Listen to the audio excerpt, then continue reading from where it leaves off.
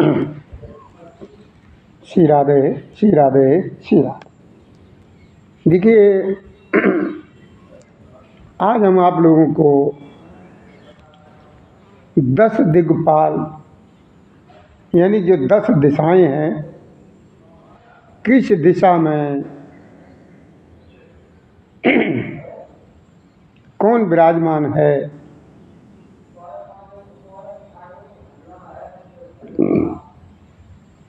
ये आप जानने के लिए थोड़ा सा ध्यान इधर दें।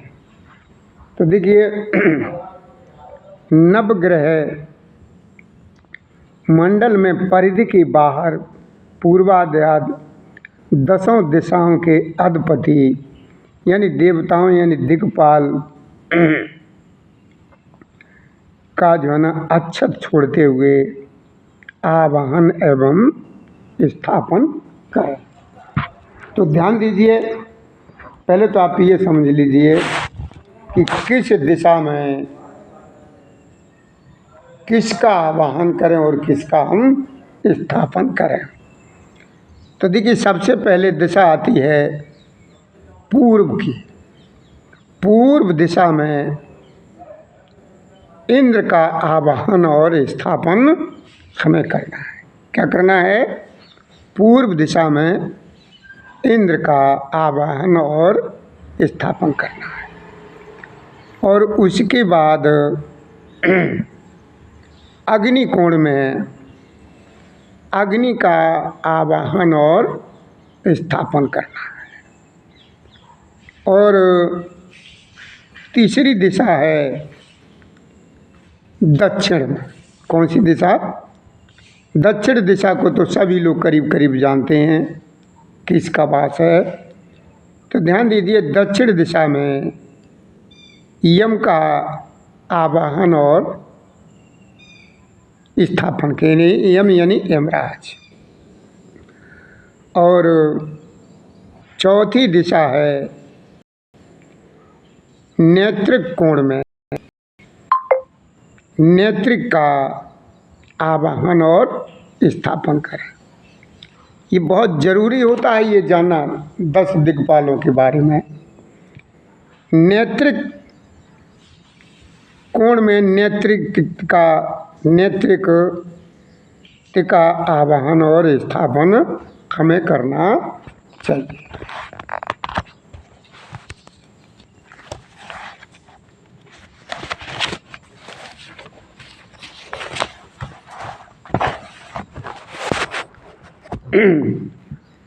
और 5वीं दिशा जो आती है पश्चिम। देखिए, पश्चिम दिशा में कौन है? वरुण जी, जो हमारे वरुण देव जी हैं।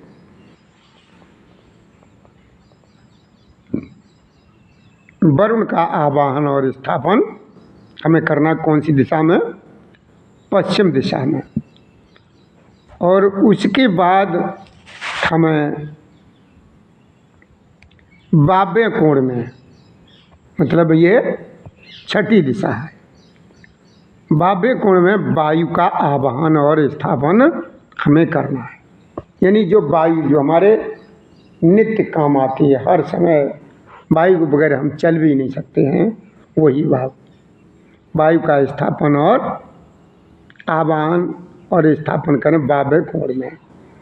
और उसके बाद 7वीं दिशा आती है उत्तर दिशा। उत्तर दिशा में हम किसका आवाहन करेंगे? और उत्तर दिशा में किसका निवास है?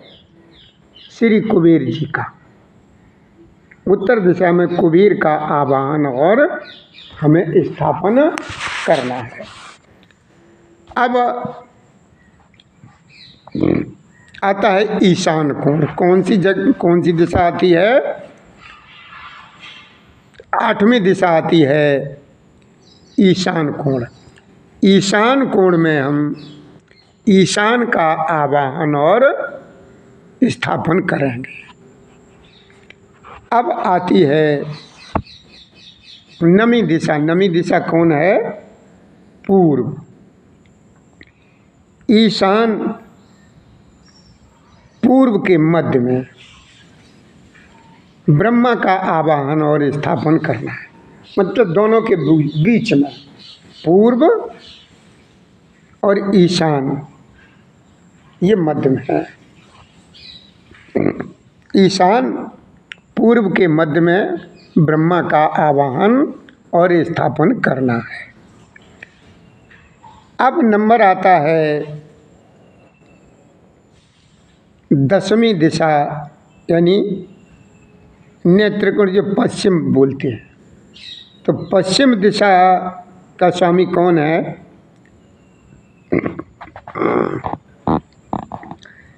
नेत्रिक, यानी पश्चिम के मध्य में अनंत का आवाहन और स्थापन हमें करना है। तो ये कितनी दिशाएं हो गई? 10 दिशाएं हो गई हैं। यानी हमें 10 दिशाओं के जो लोकपाल हैं, दिग्पाल हैं, उनके बारे में आज हमको ये पता लग गया कि पूरब में कौन है, पश्चिम में कौन है और कौन सी दिशा में कौन है। ये सब कुछ हमें आज पता लगा। क्या? तो पूरब में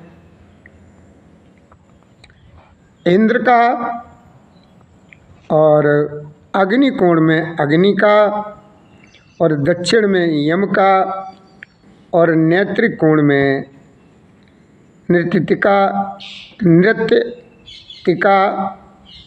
और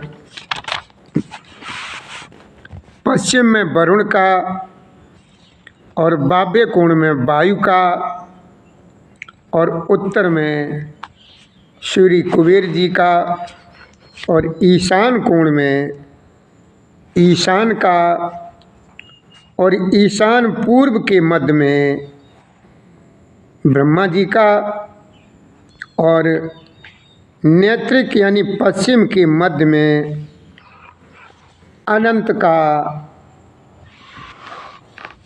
हमें जो है ना आवाहन और स्थापन इसी के हिसाब से करना है। स्थापन कराने के लिए हमें किसी अच्छे पंडित जी को हमें बुलाना है, जिससे भी कराना है शुद्ध तरीके से कराना। आज के लिए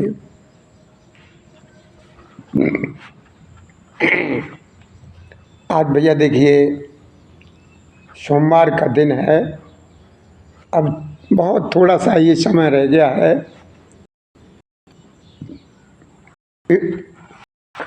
अगला सोमवार 22 तारीख को आएगा, वो पहला नवरात्रि होगा। यानी पहला नवरात्रि हमारी माँ का नाम होगा शैलपुत्री। तो भैया हमारा सभी लोगों से निवेदन है, आप लोग इस शिवधाम मंदिर पर आकर के ज़्यादा से ज़्यादा माता रानी के इस कार्यक्रम में भाग लें, और कम से कम 5 आहुति जरूर लगा कर के, और माता रानी से अपनी मनोकामना जो भी हो उनसे कहें। हमें उम्मीद है मेरी माता रानी जो है ना आपके सारे काम बनाएगी।